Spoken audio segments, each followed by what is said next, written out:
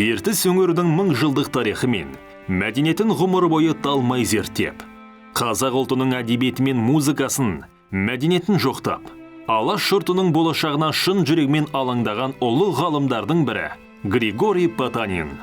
Саяхатшы, этнограф, мәдениеттанушы, музыка зерттеуші, фольклоршы. Ол 1835 жылы Павлодар облысы Ямышев ауылында дүниеге келген. Атасы Илья ірі мал шаруашылығымен айналысқан, ауқатты шаруалардың бірі болған. Абылай хан мен Мұса Шорманұлымен хат алысып тұрған. Әкесі Николай Потанин казак офицері, өз заманының көзі ашық зиялыларының бірі болған. Григорий туған жері ертіс бойын шексіз сүйді.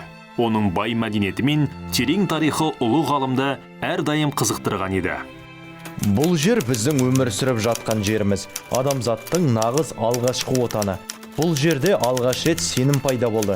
Бұл жақтағы өзендер алғашқы адамдарға ана құшағы болса, тау шыңдарын олар әкеге балады. Мен қазір Адам ата мен Хауаны мекендеген Жұмақ ертіс дариясының жоғарғы жағы деп сенімді айта аламын. Ол жастайынан қазақ мәдениетімен сусындап, ән мен жырына құлақ қойып өсті. Күйіне тамсанды. Бұл туралы өзінің естелігінде де жазып қалдырған. Енді ер жеттім дегенде Гришаның әкесі қуғындалады. Анасы қайтыс болып, басына қара бұлт үйірілді. Григорий өзінің ағасы Исаул Дмитрий Ильич Потаниннің қарауында қалады. Бірақ ағасының кенеттен қайтыс болуы себепті, ол 1846 жылы Пресновск станциясына қайта оралып, әкесінің досы генерал қолбасшы Марис Элизеннің қарауына өтеді. Оның балалармен бірге грамматика, орыс тілі, арифметика, география сияқты пәндерден сабақ алды. Бұл отбасының тәрбиесінде өскен ол, 11 жасында Омбы қаласындағы кадет корпусына оқуға түскен. Дәл осы жылы Шыңғыс Уәлиханов өзінің баласы Шоқанды да осы оқу орнына орналастырған болатын. Екі ұлы ғалым арасындағы мәңгілік достық міне дәл осы кезден басталған еді. Онсыз да жас кезінен мәдениетке, ел тану, жер тануға мол қызығушылығы бар Потанин Шоқаннан туған жері туралы сыр тартып сұрай бастайды. Ал Шоқан болса туған жері сұлу Көкше өңірі туралы қызықты әңгімелерді, аңыздарды оған көп айтқан. Екі ғалым айырылмас дос, айнымас серікке айналды. Тіпті өмірлік ұстанымдары мен ғылыми көзқарастары да бір арнаға түскен. Кадет корпусын бітірген соң Григорий Семейде орналасқан Сібір казак полкіне жіберілді. Ал 1852 жылы патша бұйрығы бойынша ол полк жетісу жеріне бекініс салу үшін аттанды. Сөйтіп Потаниннің Қапал, одан әрмен Тянь-Шань жеріне сапары басталған. Ол жақтағы жұмысы кезінде де халықтың тұрмысы мен мәдениетін зерттеумен болды. Григорий Потаниннің саяси ұстанымы демократия еді. Ресейдің озық ойлы, прогресшіл, зиялы қауыммен тығыз қарым-қатынас жасаған. Оның бұндай көзқарас ұстануына досы Шоқан Уәлиханов себеп болды деп жазады тарихшы Зиябек Қабалдинов. Жас ғалым Шоқан Потанинді еркіндік сүйгіш ақын, гейнемен, прогресшіл ғалым таныстырады. Ол өзге де демократ қайраткерлердің ойларын зерделеп, өзінде сол жолға арнады. 1864 жылы Омбыда, одан кейін Томскіде әскери қызмет атқарған кезінде ол Сібір халқының жағдайы үшін Сібір патриотизмі ұйымына мүше болады. Сол үшін жер аударылып, аты шулы өлі үй абақтысына қамалған. Осындай қиындықтарға қарамастан ол ертіс бойын тереңдете зерттеуді тоқтатқан жоқ. Осылайша ол осы өзен бастау алатын Алтай тауларын зерттеуге кірісіп, Алтай аңыздары материалын жариялады. Артында алыс жерлер мен қияндарға сапарлауды бастайды.